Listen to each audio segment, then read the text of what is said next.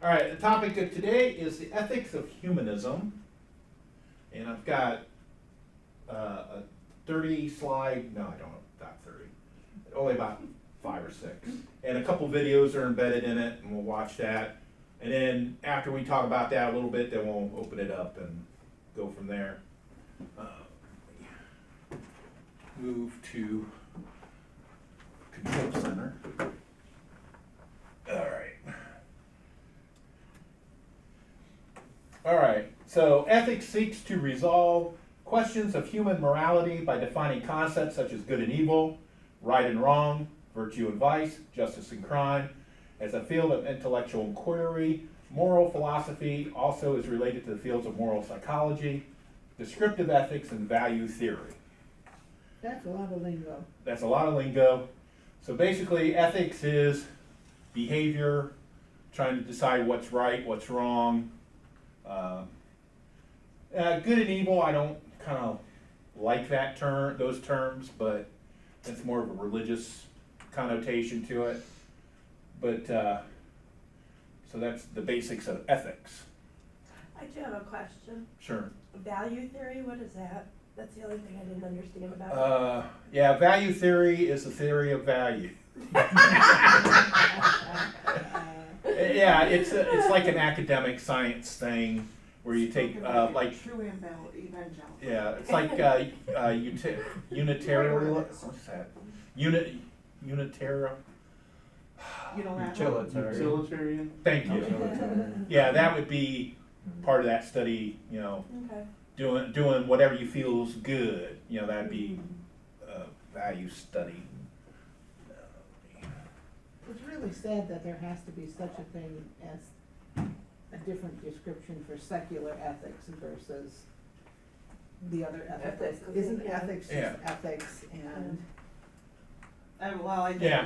Most people believe that ethics is ethics, and whatever religious connotations is put on it is extra, not Right, but needed. if you're not religious, you can't possibly be ethical. Yeah, and Yes. we'll find out that that's wrong. Well, yeah, that's. So the ethics of humanism basically is secular. The main points I wanted to point out here is logic, empathy, reason or moral intuition. That means that the ethics derives from ourselves, our experiences, our education, and how we relate to other people. And we'll talk about some of that here a little bit.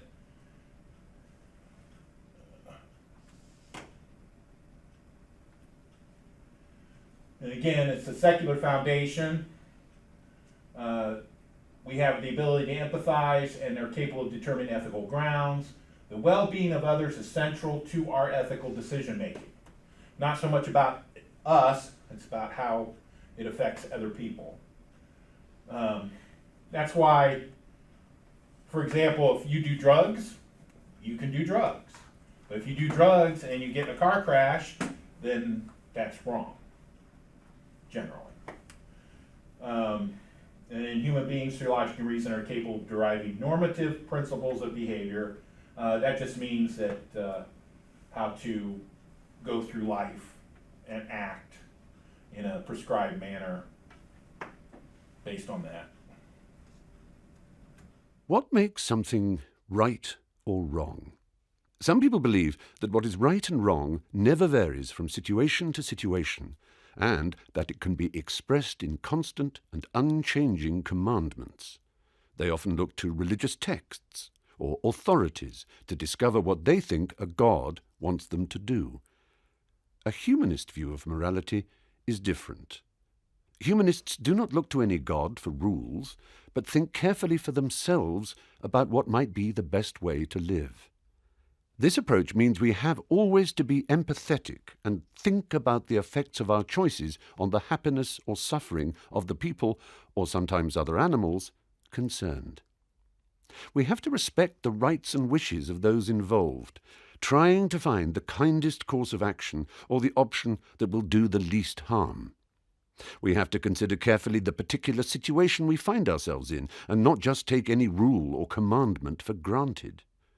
We have to weigh up the evidence we have available to us about what the probable consequences of our actions will be.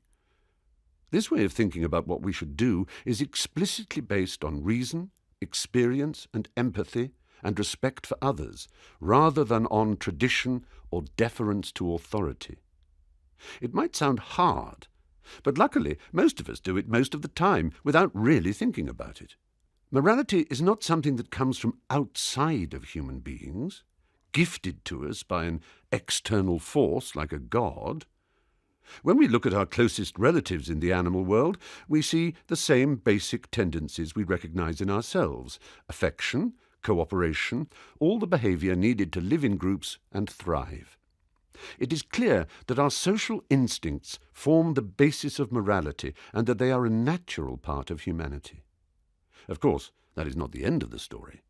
The long experience of tens of thousands of years of human beings living in communities has developed and refined our morality, and we are all the lucky inheritors of that hard work. But it does not mean that there are not people who do harm or make bad choices. But ultimately, morality comes from us, not from any god. It is to do with people, with individual goodwill and social responsibility. It is about not being completely selfish, about kindness and consideration towards others. Ideas of freedom, justice, happiness, equality, fairness, and all the other values we may live by are human inventions, and we can be proud of that as we strive to live up to them.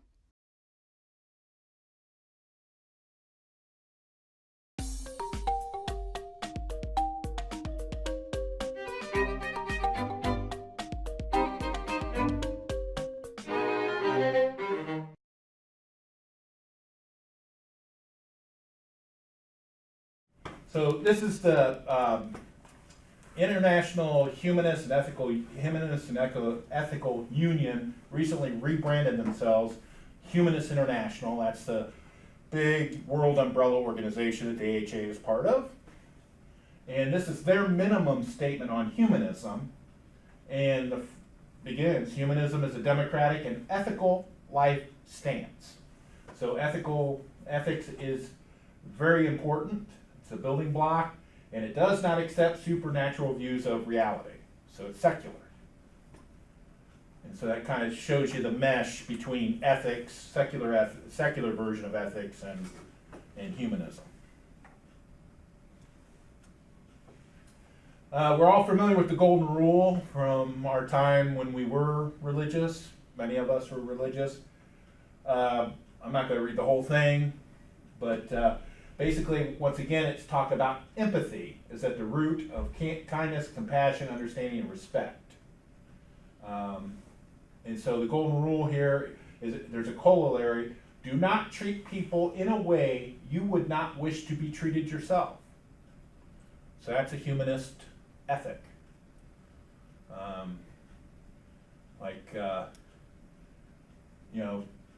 If you would not want somebody to tell you what to do with your body, don't tell other people what to do with their body. Now, of course, that's a little bit simplistic, I understand, and that there's going to be nuances to that. It depends, if they're going to be a harm to themselves for no apparent reason other than to harm themselves, things like that. But that's, for most part, that's the pragmatic portion of it. That gets outside of normative behavior. Thank you. Yeah, because normally people just don't go through life harming themselves. That's not a typical human. Typical is a better. Huh? Typical is, Typical. I think, a better word. Yeah. Okay, now ethical culture, did I spell it right? Yeah, okay. Ethical culture is that part of the International Humanist and Ethical Union. Ethical culture is a religious humanist organization. They have churches, they have sermons, they don't have ministers like the Unitarians. They have forum leaders or platform leaders. They're still considered clergy. They're still considered clergy. Yeah. And it predates our modern humanist movement before the Manifesto, founded by Felix Adler in 1877. And He just thought that there was a better way for humans to act ethically without religion. And he founded Ethical Culture. And the New York Society of Ethical Culture, I think I'm getting that right, was what he founded, and it still exists. And it's the oldest organization, humanist organization in the country. And then again, it goes brief history there. And it's part of Humanists International, like the HA is. The lack of acceptance of a personal deity leads us to a humanistic point of view where the locus of power and control of our daily lives and destiny resides strictly in the hands of each of us to maintain. Humanism is essentially a philosophy of action which leads those who partake to freely inquire about themselves and the universe, while also placing the responsibility and means to improve our individual and collective lives squarely in the hands of humanity. I've been fascinated by the same fundamental questions that I think have been asked by all humans for thousands of years. How did we get here? Why are we here? And where are we going? I was raised Roman Catholic in a small village in Western New York and loved my upbringing. So I didn't so much repudiate Catholicism as I did, evolve into a humanist. Ideas of freedom, justice, happiness, equality, fairness, and all the other values we may live by are human inventions. Humanism is both an inspiration and an advocacy to living one's life ethically and morally, but without a theistic center, without the need for the divine. Humanism is a philosophy, a human stance, and sometimes a religion for people who take their lives seriously as ethical beings. Understanding science, understanding nature, that humans are a part of the fabric of nature, is absolutely one of the tenets of modern humanists and certainly part of the Humanist Manifesto. Human beings have always marked the important events of life, like births and marriages, and commemorated people who have died. We do it still today, and for those of us with no religious beliefs, it's important that we can mark these occasions with honesty, warmth, and affection. People tend to come through two different roads to the same conclusion. Either at one time you had religious faith and then you lost it because of some event or some reading that you did or something that happened in your life that was a triggering experience for you to say, I'm going to rethink my spirituality. The second way, and this was my way, as being someone who never really had a religious bone in his body, if you will. That is, it was not part of my community. It was not necessarily a big part of my family's experience, and so therefore it really wasn't a big part of my experience growing up. What the purpose of the book is to do is to show that there are many thousands, if not tens of thousands of people who are non-believers, who are doing the same good work, but not doing to serve a spiritual in the sense of a religion, or the sense if I do good works here, I'll get payoff in my next life.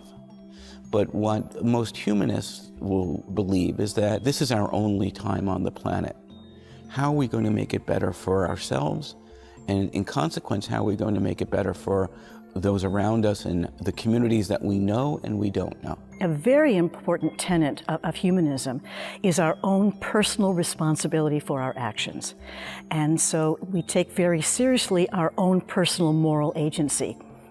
We go to the front of Black Lives Matter and the environment and all these things, but we also make sure that in our own communities, we're behaving ethically towards one another. The New York Society for Ethical Culture was founded in 1876 by Felix Adler as a non-theistic religion of ethics. He founded this society not as a humanist, but as an ethical culturist, because he said it is our moral obligation, our religious duty, to cultivate ethics, that's the most important thing, that we put deed above creed.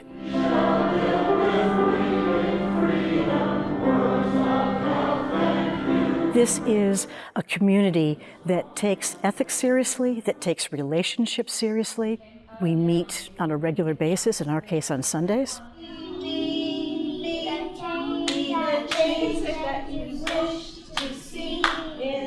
We have an Ethics for Family program, and it really emphasizes that children are ethical already. And our role as parents and teachers is to encourage them to grow into their own consciences and to become the moral agents that they're meant to be.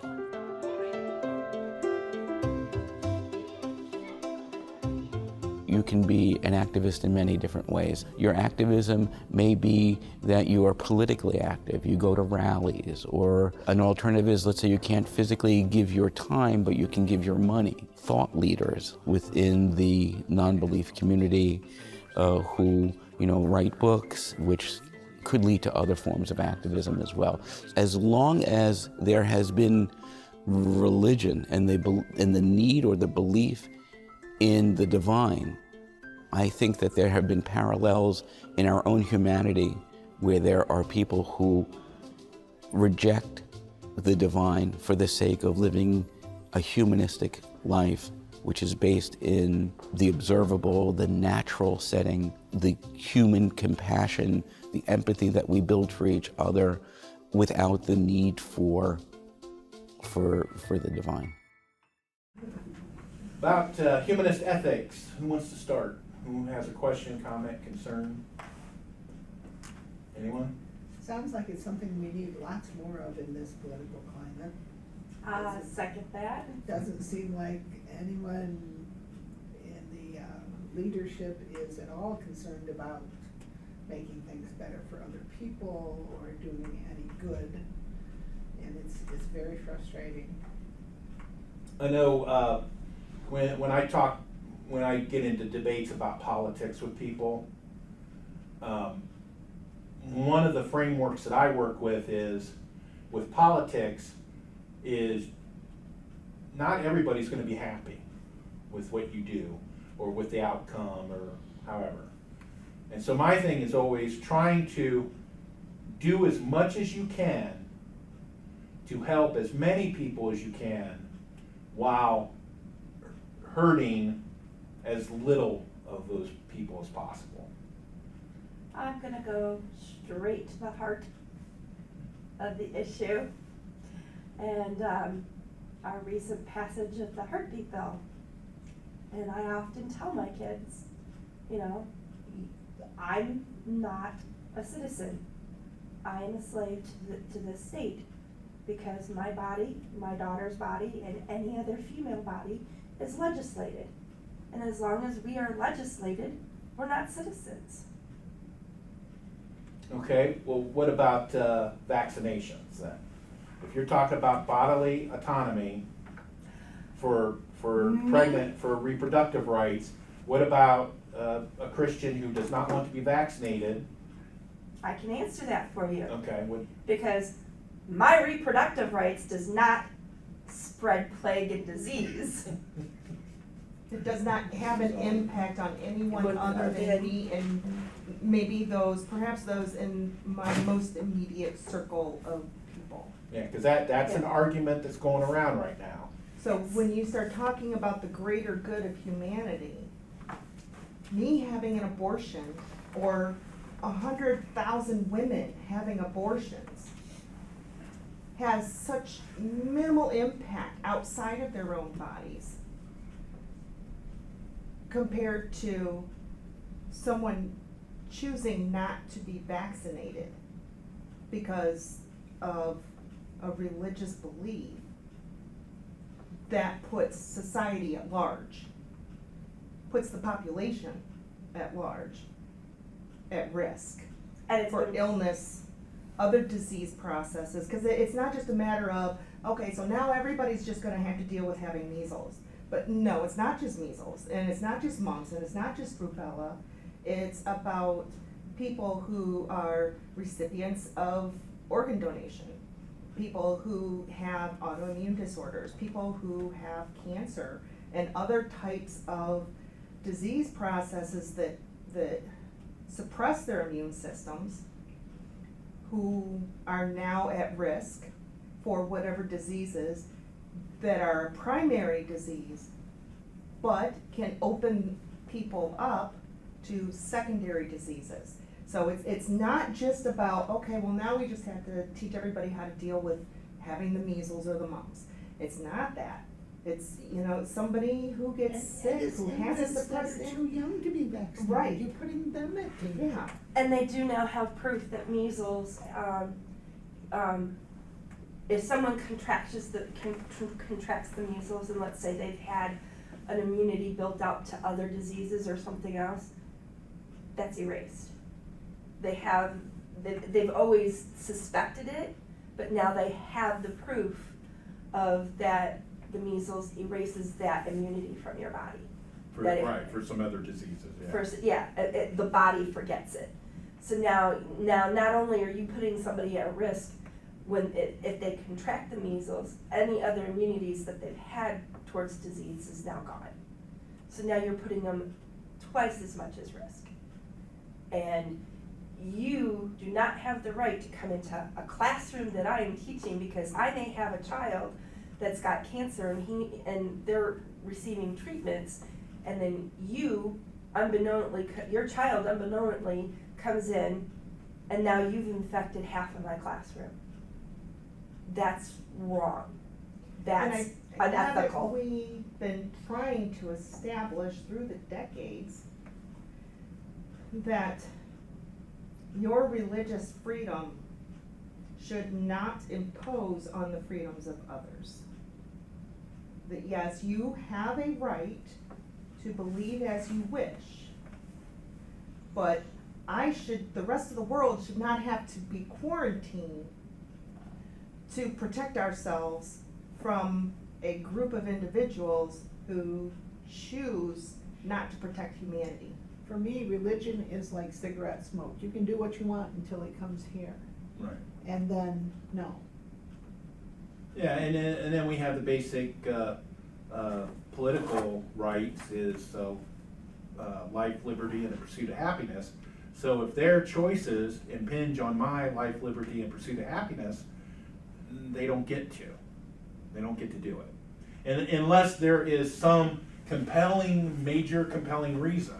I mean, that's what the test they usually use for religious freedom tests, is the state has to have a compelling reason to do that. However, if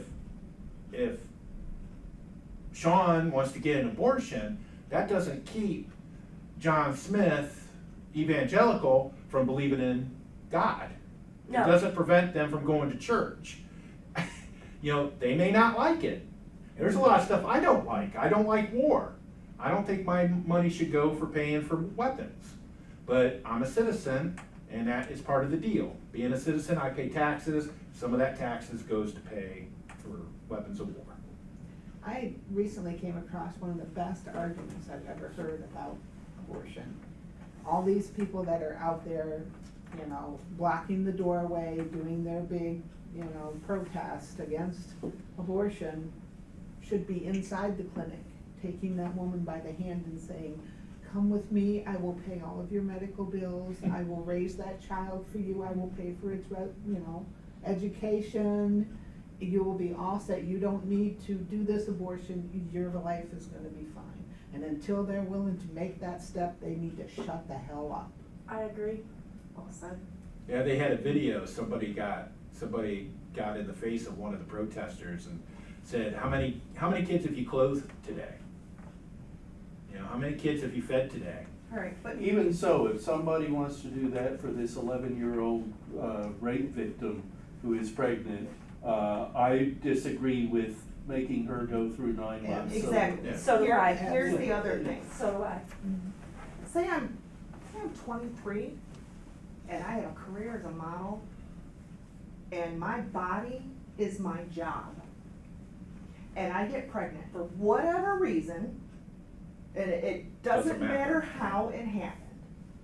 I get pregnant and I choose to, not only do I not want to raise a baby at such a young age, I don't want to carry a pregnancy to term. And do For that to one your thing, body. that's going to put me out of work for several months.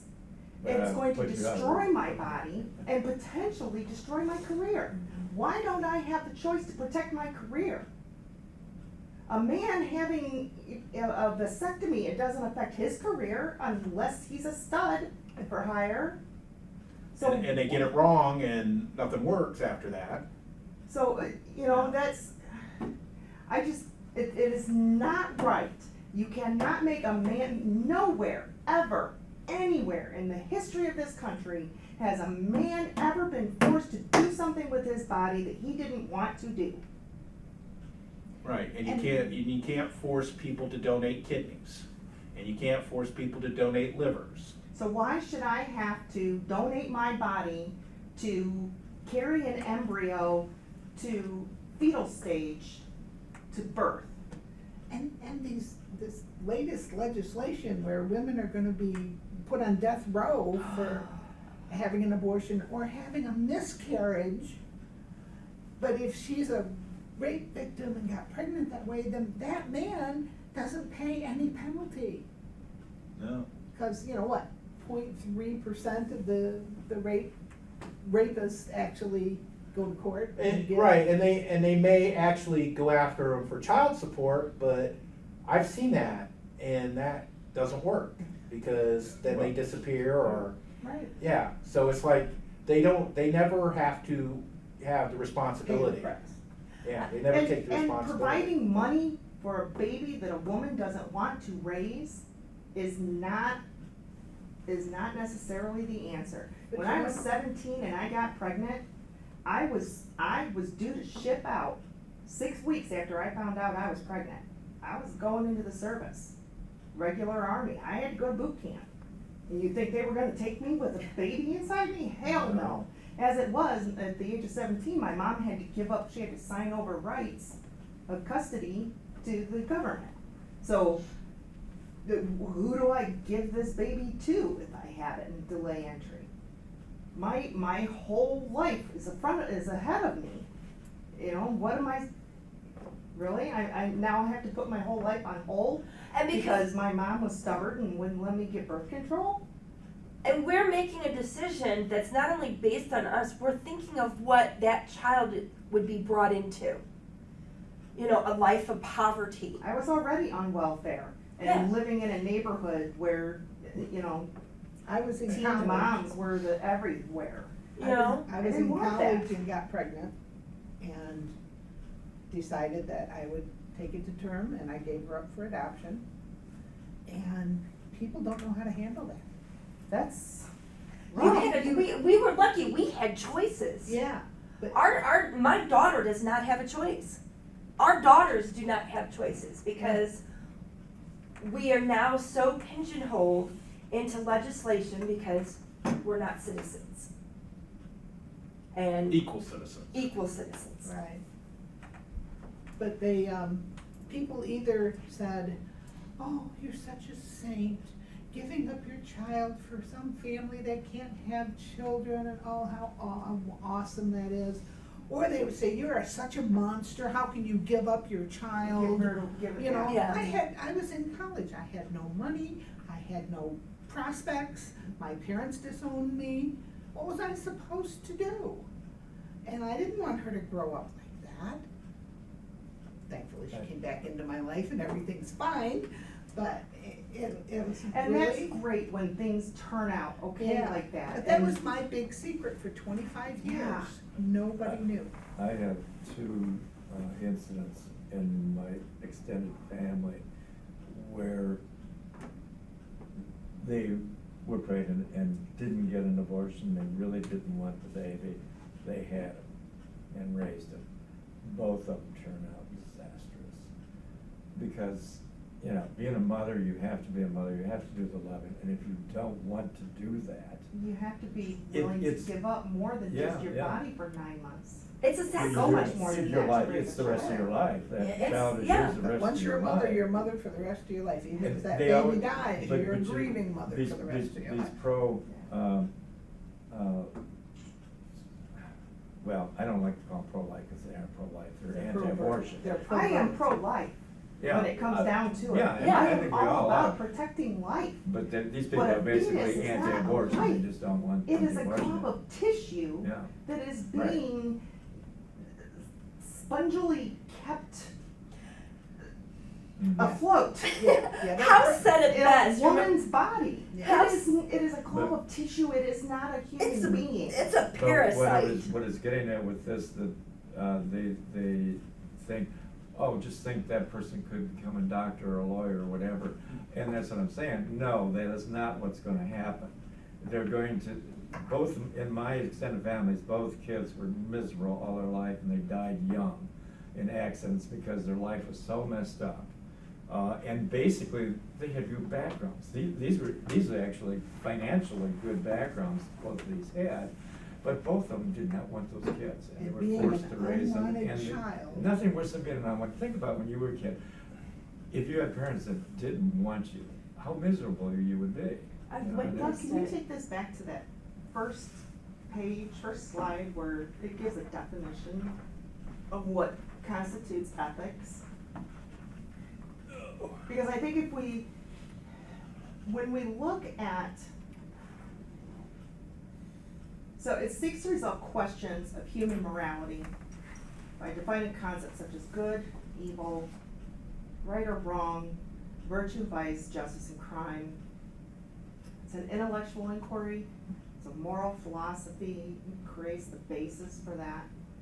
It gives you the foundation for making every decision in your life. And the thing is, I think when we talk about ethics in hot topics like abortion or LGBT rights or racial inequality and sexual inequality, the ethics that you possess give you a foundation for making a choice. But when you do that from a religious background, I think the big problem comes in that you're not looking at all of humanity. You're looking at a decision for all of humanity based on what you believe is right or wrong. Based on an Iron Age book written by men. And many times those religious foundations do not allow for an evolution.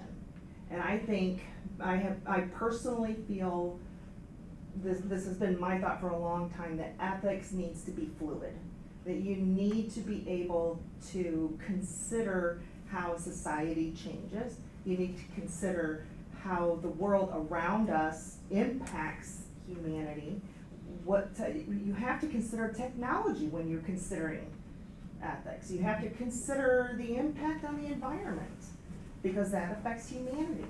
And so I think when you consider making policies, legislation, guidelines within, whether you're talking about a group that functions on its own, or you're talking about a government that functions at the will of its people, when you involve religion, you have too many different ideas of what can be right or wrong, good or evil, and that when you get into religion and other isms, many isms allow you to choose a protected group and give them special status and make it so that that which is good may not be good enough for some and is too good for others. And I think that secular ethics needs to speak to humanity as a whole. And I don't remember which slide, maybe it was in the video, but it needs to also speak to doing the least amount of harm. sometimes you have to choose the quote-unquote lesser of two evils. That which is going to have the greatest positive impact and the least negative impact. And then you don't just then make a decision based on, which has the least negative impact, but then you look at the negative impact and you find ways to negate that as much as you can. You assign people to say, okay, we're gonna have to do this and this is gonna happen, but what can we do to minimize that damage? It is one thing that in ways, religion tries to eliminate the big picture that is required for things like ethics, to simplify it so that you can have this more understandable picture, limited cosmos, whatever you want to call it, of right, wrong, good, bad, black, white, whatever. Whereas where ethics comes in is most of these opposites or extreme points, there is so much gray area between that, and that is what ethics is a way to try to work through for what is, whether you say the greater good, what's the better situational aspect, whatever, is to have ethics in a situation like that, to be able to have some type of idea of paths to take. Did anybody see MacGyver last night? I don't have regular TV. YouTube TV. Oh, okay. We're cutting the cord. I'm just really happy to say that because we're like 50s and, we're cutting the cord. Anyway, on MacGyver last night, the whole show was really about ethics. It was one big ethical episode. The reboot? Yeah, the new show. Yeah. Okay. So MacGyver's father, who has been unknown to him for most of his life, set in motion 20 years prior, maybe 15, whatever. He made a decision. He chose between one life and another, and he had to choose. So the one life the decision that he made resulted in the death of one man and the saving of the life of another man. That life was MacGyver, his son. The other person was also somebody's son.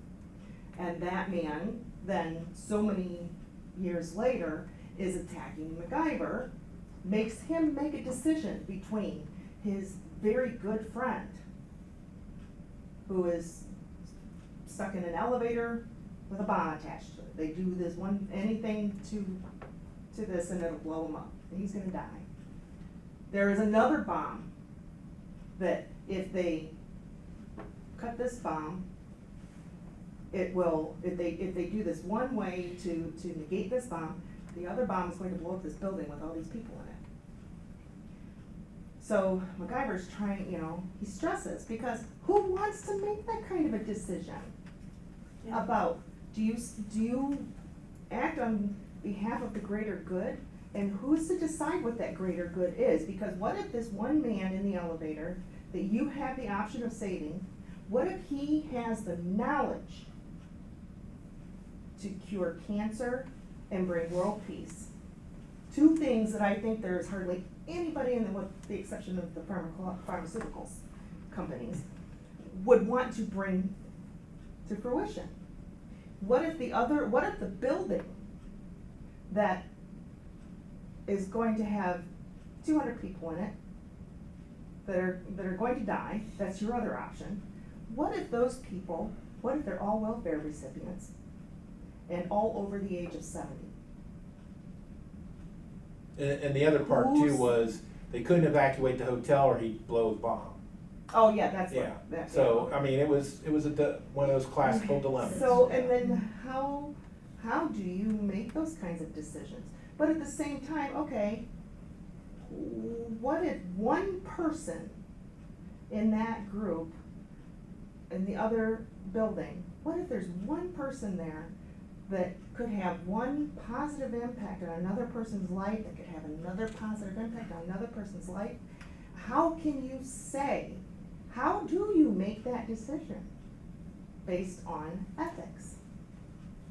I think those are tough questions, and I don't know that religious ethics answer those questions or give any better platform for making a decision better than secular ethics. Yeah, I would think that, Except that I think secular ethics is going to remove a person's personal. well, and I think too, in the religious Beliefs. aspect, really doesn't have an answer, because they win either way. If one person dies, they go to heaven. If 200 people die, they all go to heaven, maybe. You know? Yeah. You know? Yeah, about the only thing that Yeah. it does is help clear your conscience, Right. maybe, Yeah.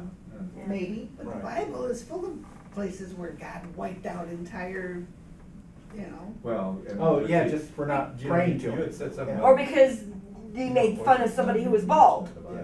Right. It's not even mentioned. And, But if you read the book of Joshua, uh-huh. first term abortion would be a sacrament in comparison to what goes on in Joshua. Yeah. I mean, it's just unbelievable how bloodthirsty the book of Joshua is.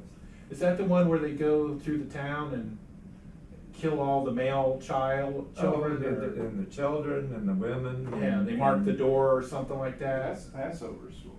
Is Yeah. that? Well, that's the Passover. Oh, that's the Yeah, Passover. The book of Joshua is about the Israelites conquering Israel.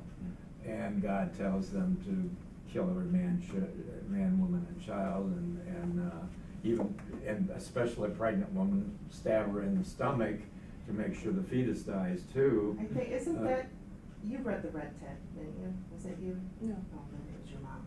The Red Tent tells an Old Testament story from a woman's point of view. The Red Tent is where the women have to go during their menstruation. Oh, okay, all right. So, but it tells the Old Testament story, and I think it's Joshua that it tells, that the story is telling, from a Probably. woman's point of view, seeing the bloodshed and the patriarchal overreaching for power, and, you know, the how it minimizes the value of life in general. Yeah, it does, yeah, very much so. Another dilemma that we see in Is it Jacob? the Okay. world today is women with the hijab. You know, what if she chooses to wear it? Or, you know, and most people say, well, she doesn't choose to wear it. She's been indoctrinated in the religion, but she doesn't have to wear it, but she chooses to.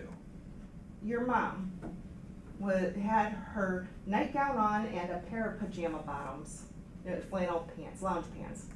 And her nightgown was even tucked into her pants. So really, it looked like she was wearing a t-shirt. And yet, she's 74, 75. She was going outside to take something out to the garbage and to have a cigarette, but the guy that lives downstairs was outside doing some yard work. Oh. And so she put on her sweatshirt, even though it was kind of warm out, and she says, I don't want him to see my nightgown. And so, yeah, it looks like a t-shirt, but that's her choice to choose how she wants to wear her modesty. And yeah, some of it is an indoctrination of ideas from, generations ago, but she's not being forced to wear a jacket to cover up her nightgown that looks like a t-shirt. That's her choice. I think that once you consider that a person has exposure and knowledge about options, if they choose to do something that makes them feel comfortable that way, if wearing a hijab makes her feel modest and comfortable in public and she knows that there is an option, I don't see the problem with it, as long as it's her choice. Right. I'm sorry. I have a cop waiting patiently. And I have a comment about the hijab, because I worked at a school where the vice principal had a 2-inch cross predominantly on top of his tie and showed. So what's the difference between that cross and her headwear? There is none. She's proud of her religion, you're proud of yours, and it doesn't affect either one of you. Yeah, But the hijab is more than just a religious symbol, right? right, it's a symbol of submissiveness. It's Well, more it's- of which is a, part of the in their religion. All religion, religion yeah. is based on submissive. but it's Yeah. also culture. Yeah. Well, when I you think. have it meshed together like that, it's kind of hard to. I think it Well, is when kind I- of hard to When I was separate. a kid, the cross was very much part of the culture. I mean, especially with the Catholics, all wore them everywhere. Yeah, but you don't have to wear it. Right. No, It's no. not, I mean, it is, I mean, you But it could was a say, cultural thing to wear it. more so, I just, and it Okay, well, wasn't forced on here's you. possibly the difference. If I'm a Christian and I choose not to wear the cross, am I somehow not protected? Am I somehow disavowing my God? Am I in some way, showing disrespect a to lot of my people God? think, a lot of Christians think they are if they don't wear it. I think most Christians think that when they wear a cross, they're wearing it as a symbol to the rest of the world, to say, hey, I agree am with a you. Christian, and this is where we may have something in common. It is part of forming a society that works together. There are, yeah. And a person who wears a hijab, I think it speaks more not just to, if she chooses not to, it does more than just speak to like a disavowing of her religion or a shame to her religion, to her God.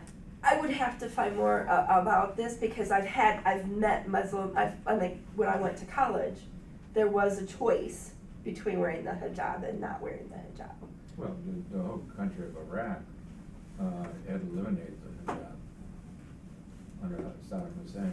They Yeah. were a semi-secular country almost. We blew that. Now it's very It's Islamic. Iran. Yeah. Yeah, it was a But- very secular society. But there really. are some differences, two that I can think of in your example. One is that for the Muslim woman, her religious scripture says, dress modestly, and this is the cultural interpretation of how to dress modestly. Of course, there is wide variation there in the cultural interpretation. For her, it's hijab.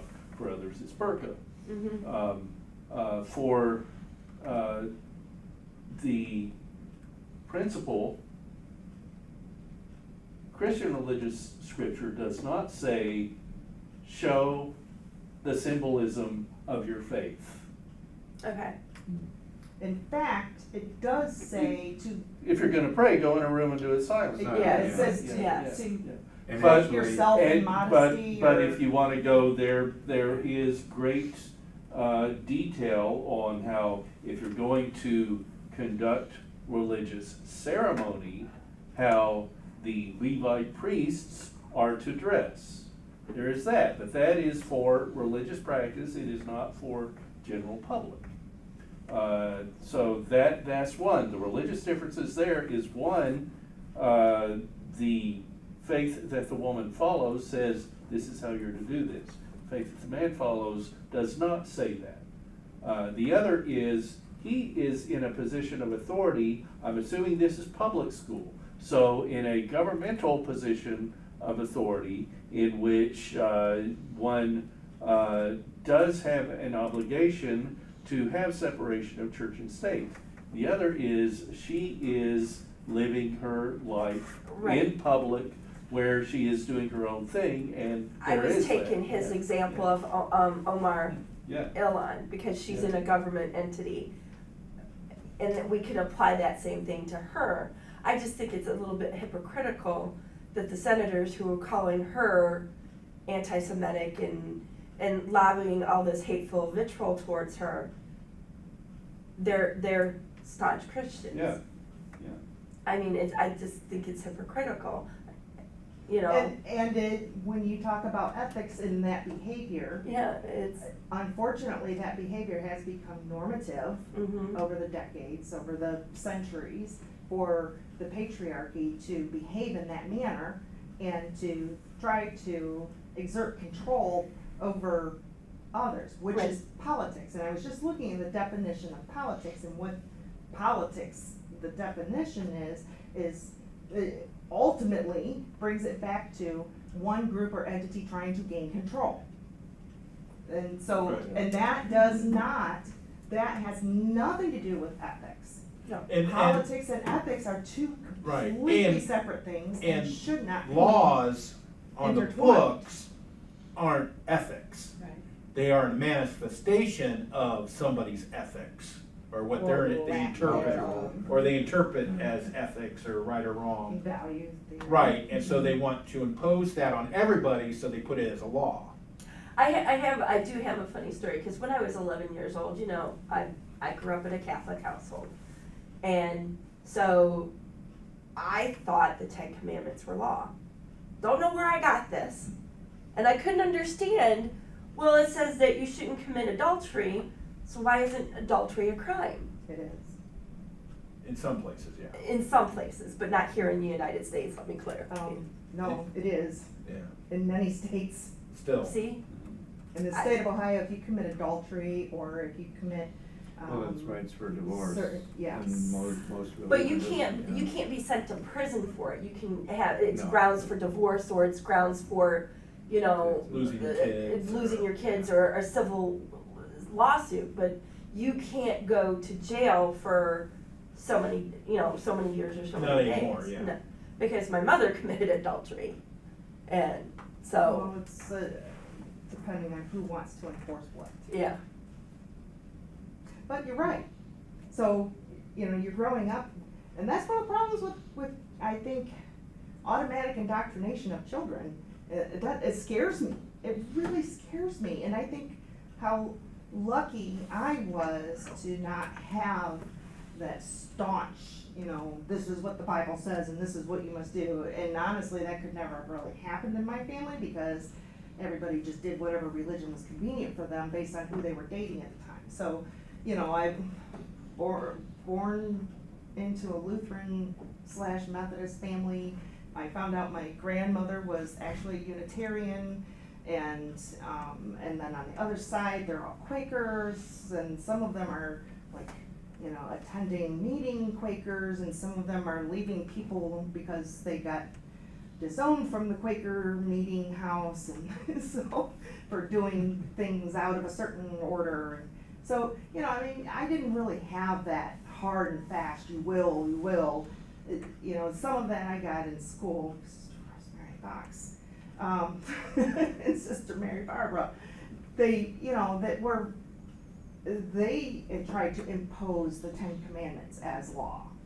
But when you are young and you're impressionable, that is really scary, because you don't know necessarily how to discern it. At the age of 11, I you know, had no concept. By then, in the Yeah. state of Ohio, you're considered to have reached the age of culpability, where you can make decisions based on right or wrong, and be held responsible for those decisions to some extent.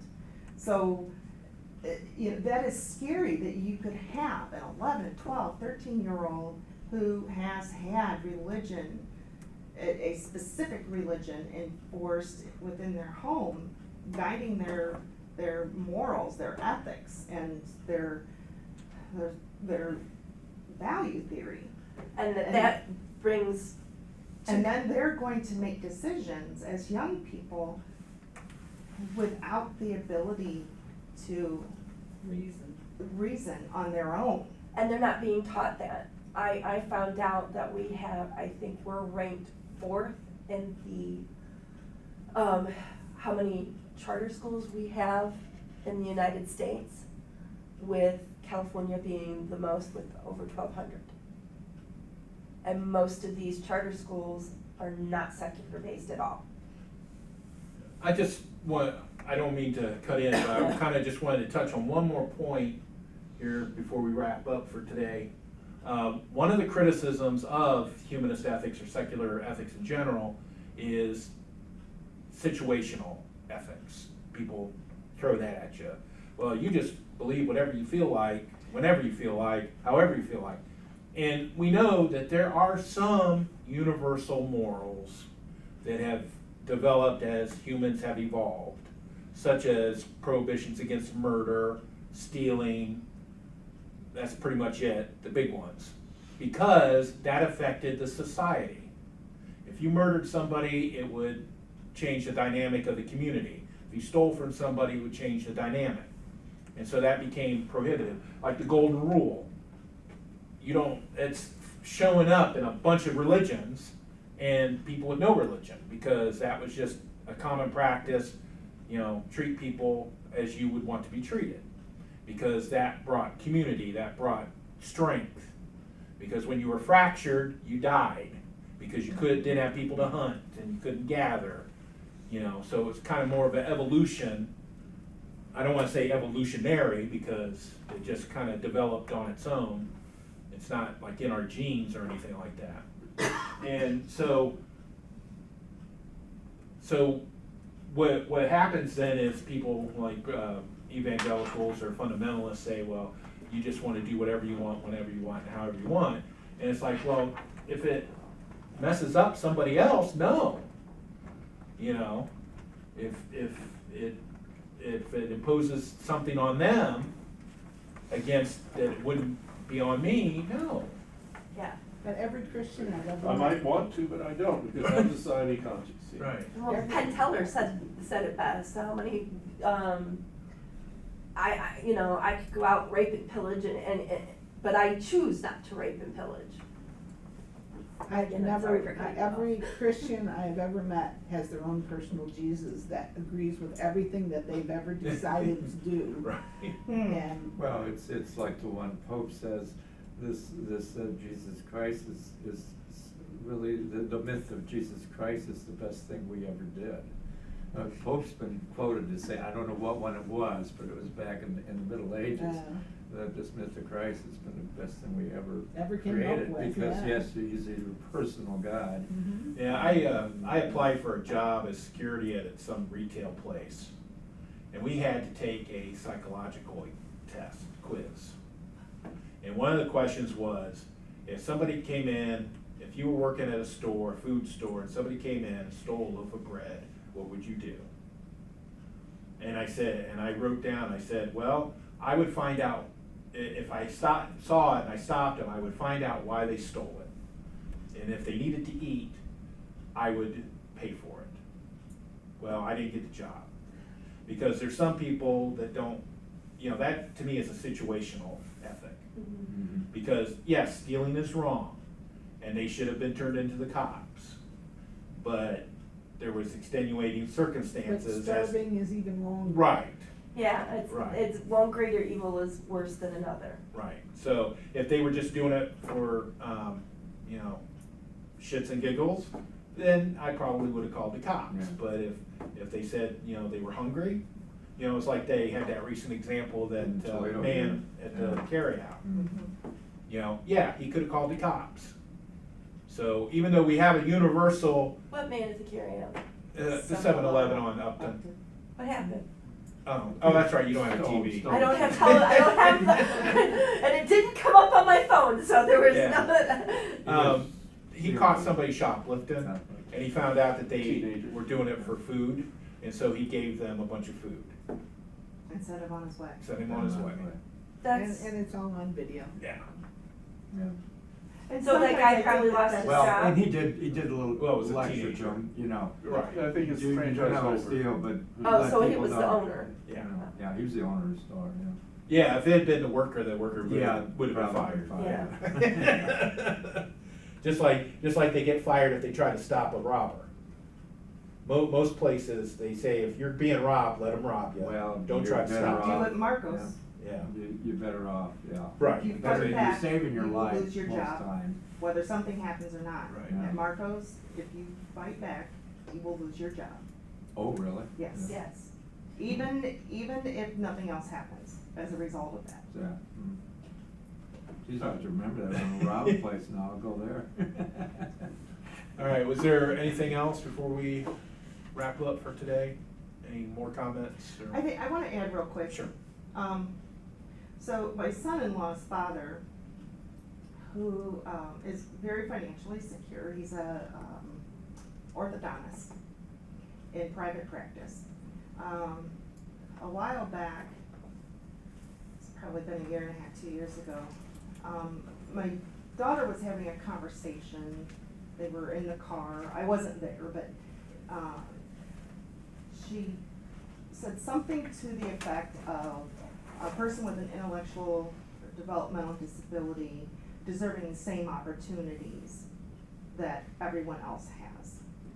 And so his comment, and it wasn't a response to all of that, and it wasn't really a question to be answered, who says that they deserve that? So I think that that is something that comes into play when we're talking about ethics, is that there are so many people in this world who actually put more value on some lives than others. And I think that's one of the things where secular ethics and values come into play, where it doesn't ask that question. It doesn't ask whose life has more value than someone else's. All lives have inherent value. And your life is not more valuable than mine. And just because I may have, as a 49-year-old woman, I may have more value in a certain arena. I may have more ability in a certain arena. I don't have more value than somebody else. Just because maybe you have an intellectual disability and it prevents you from going out and having a job that has, or even just having a job, or even allows you to even carry on conversations with people. Your life still has value. Everyone's life has value. And so therefore, everyone is deserving of the same. Well, not of the same, but of a happy, fair existence. Not equal, Because, but fair. yeah, you said, Equitable. you get into the finances of things, and this is where, government does this kind of stuff too. They evaluate things. And, if you've got a mentally disabled person, and it's gonna cost $1 million to educate that kid, wouldn't it be better just to maybe put them on public assistance and allow them to have a nice living situation than to try and educate them at that expense to society? I disagree 100%. Yeah, So do I. my Really? economics teacher said there's no such thing as a free lunch. And basically, somebody's going to pay for it. Well, right. Right, because this is somebody that is not able. How do you know, because I can't talk, and because I don't seem to be able to function at the same intellectual level that you do, how do you know what I can feel? And see, the thing is, How though, do you know Gene, what can well, bring me happiness? Gene, and how do they you did know what that. can make me sad? they did that years ago. They institutionalized people like that, and that didn't work. My friend Julie has a daughter Well- who was born with CP. She's never spoken. They finally, as technology improves, she is able to use a computer with her eyes and with a stick. Awesome. She writes the most fabulous poetry. She is so smart. And all I can think of is, how could she live, how has she lived all these years being silent? All of that in All her, of that in side of her head.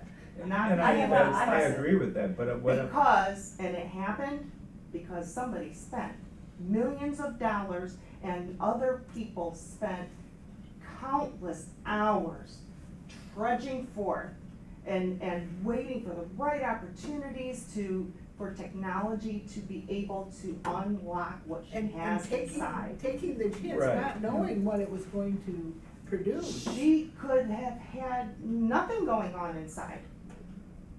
But how do you know Yeah. this? I have an autistic son, and when he worked at Tam Oceana, when he first started working. He worked a week, and then they wanted to keep him on because they liked him, because he's funny and he's engaging. So they put him down to 1 day a week. And then depression set in because he did not feel he had value.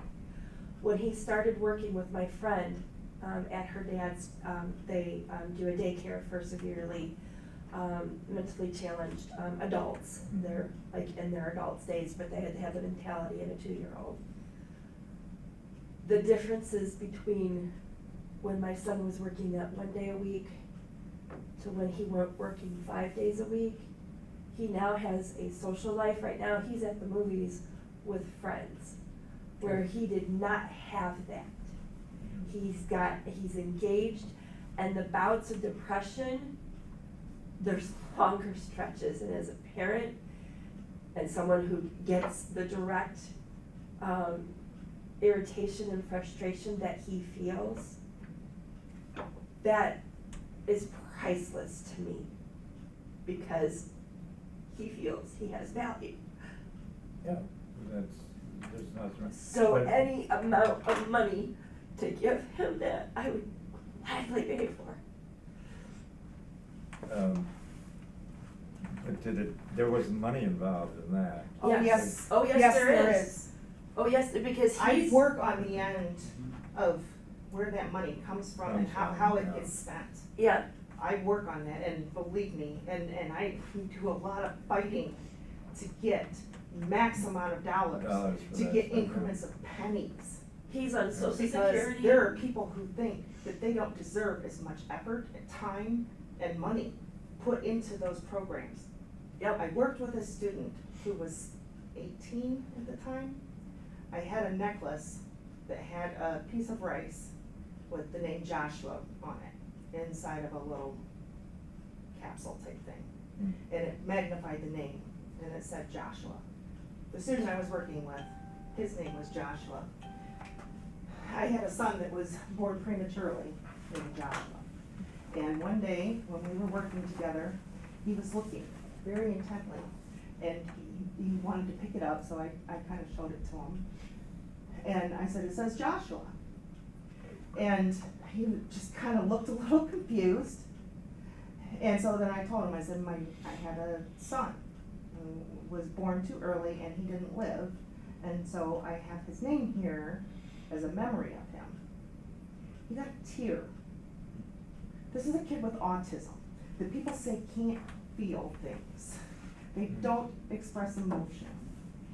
And this child, this young man, shed a tear because he understood my sadness. Don't tell me that he doesn't deserve to have money spent on resources to give him every opportunity that every person in this room has. And I'm not denying that. What I'm saying is, what if there's a situation that's hopeless, and How yet do you there, know?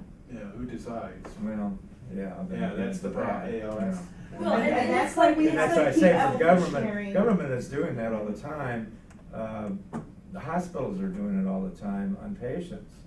Do we do There are- more for this patient or not? There Well, are when- hospital ethicists and ethics panels at hospitals. Yeah. I'm you know- sorry, Just deal with that. we need Yeah, we need to to end it wrap up. now, so if you wanna Yeah. continue talking, okay? I Yeah. do appreciate everybody being here, and again, next month we will be at the Kent branch.